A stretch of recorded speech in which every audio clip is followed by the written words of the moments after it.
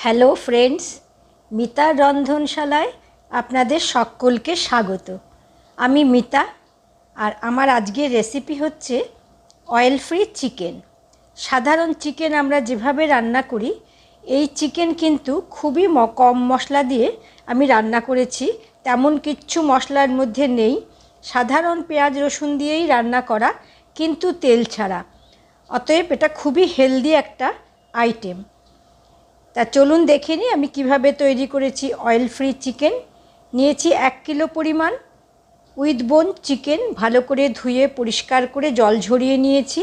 1/2 cup পরিমাণ টক দই normal টেম্পারেচারে রাখা, ভালো করে ফেটিয়ে নেওয়া প্রথমে দিয়ে দিলাম। এরপরে দিচ্ছি 1 টেবিল চামচ পরিমাণ আদার পেস্ট, 1 টেবিল চামচ পরিমাণ কাঁচা লঙ্কার পেস্ট, 1 চা চামচ হলুদ গুঁড়ো আর স্বাদ মতো লবণ। শুকনো লঙ্কা আমি ব্যবহার করিনি।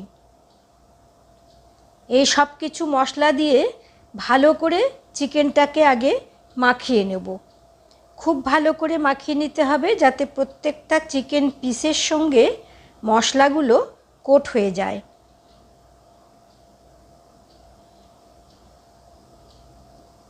ভালো করে ম্যারিনেট করে আমি এটাকে 30 মিনিট থেকে 45 মিনিট রেখে দেবো ঢেকে। সময় থাকলে আরও বেশিক্ষণ ঢেকে রাখলে বা ওভারনাইট ঢেকে ম্যারিনেশন করে রাখলে আরও ভালো হয়। আর এদিকে আমি একটা কড়াইতে গোটা মশলা ড্রাই রোস্ট করে নেব। কোনো তেল ব্যবহার করব না যেহেতু, সেই জন্য গোটা গরম মশলার মধ্যে দারচিনি, লবঙ্গ, এলাচ আর 1 চা চামচ পরিমাণ জিরে ড্রাই রোস্ট করে নেব মিডিয়াম টু লো হিটেতে।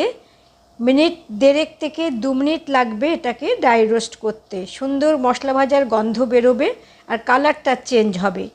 এরপরে আমি 2টো মিডিয়াম সাইজ পেঁয়াজ কুচি কুচি করে কেটে এটাকেও যতক্ষণ না পেঁয়াজটা রং বদলে যায় আর নরম হয়ে যায় সেই পরিমাণ সময় মতো আমি এটাকে ভাজতে থাকবো। তবে যেহেতু তেল ব্যবহার হচ্ছে না, নেড়ে যেতে হবে কিন্তু সমানে। পেঁয়াজটা নরম হয়ে এলে আমি 10 থেকে 15টা রসুনের কোয়া থেতো করে কুচিয়ে নিয়েছি, সেটাকে দিয়ে দিলাম।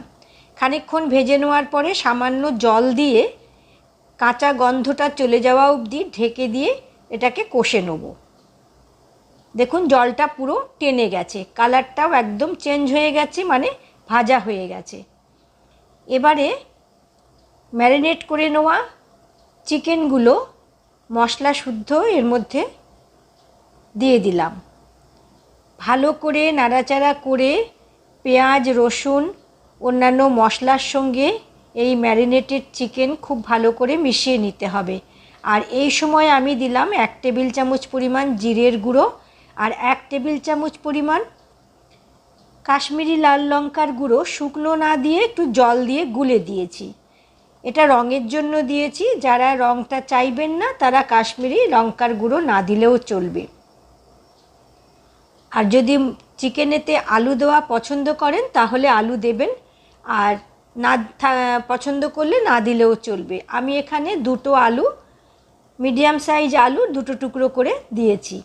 ভালো করে চিকেনটাকে নেড়ে চেড়ে দিয়ে ঢাকা চাপা দিয়ে রাখবো মিনিট 5 মতো। মিনিট 5 পরে ঢাকা চাপাটা খুলে দেখুন চিকেন থেকে জল বেরোতে শুরু করেছে। আর এই জলেতেই কিন্তু চিকেনটা সেদ্ধ হয়ে যাবে। ভালো করে নেড়ে দেবো আর একবার।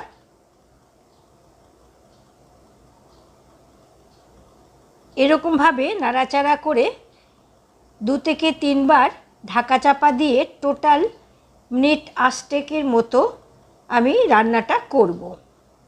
ঢাকা চাপা দিয়ে দিয়েছি। মিনিট 8 পরে ঢাকা চাপাটা খুলে দেখুন রান্নাটা আমার কমপ্লিট হয়ে গেছে।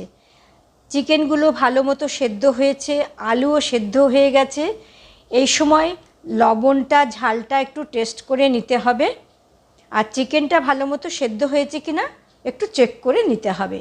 সামান্য রসা অবস্থায় আমি রেখেছি। যদি কেউ চান খানিকটা গরম জল দিয়ে ফুটিয়ে নিলে ঝোল করে নিতে পারেন।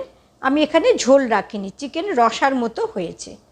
দেখুন, দেখে কিন্তু বুঝতে পারবেন না যে তেল এখানে ব্যবহার হয়নি।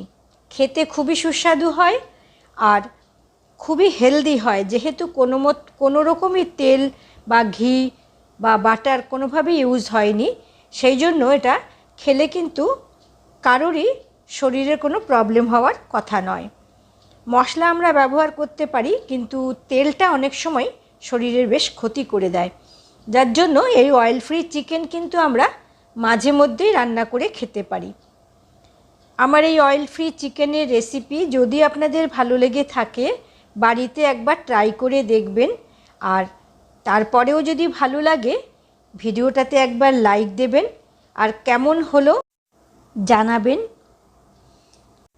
আর চ্যানেলের নতুন বন্ধু হয়ে থাকলে চ্যানেলটিতে সাবস্ক্রাইব করার অনুরোধ রইল। আর পরবর্তী নতুন ভিডিওর আপডেট পেতে বেল আইকনটাকে প্রেস করে অল নোটিফিকেশানটিকে অন করে নেওয়ার অনুরোধ রইল। সবাই ভালো থাকবেন, সুস্থ থাকবেন। দেখা হবে নতুন রেসিপি নিয়ে পরবর্তী ভিডিওতে। ধন্যবাদ।